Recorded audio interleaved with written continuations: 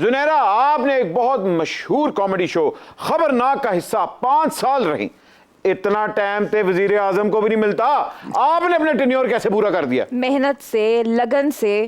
اس کے بغیر آپ کبھی کام نہیں کر سکتے جب تک کہ آپ کے اندر ڈیڈیکیشن نہ ہو. اور دوسرا یہ کہ ہمارے جو سینئرز تھے وہ بہت کمال تھے. اچھا. انہوں نے جس طرح سے ہمیں ٹرین کیا, جس طرح سے ہمیں سکھایا, تو اگر میں خالی صرف سیریلز ہی کرتی رہتی تو شاید میں اتنا نہ سیکھ پاتی. اچھا.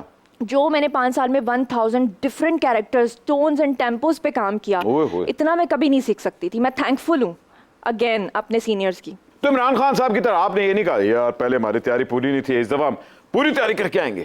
اس وقت بھی میری تیاری پوری تھی اور اب بھی پوری ہے, بٹ زنیرہ مہم, آپ بڑے بڑے اینکرز کی انٹرویوز کرتی ہیں اور ان کے فارم ہاؤس بھی دکھاتی ہیں.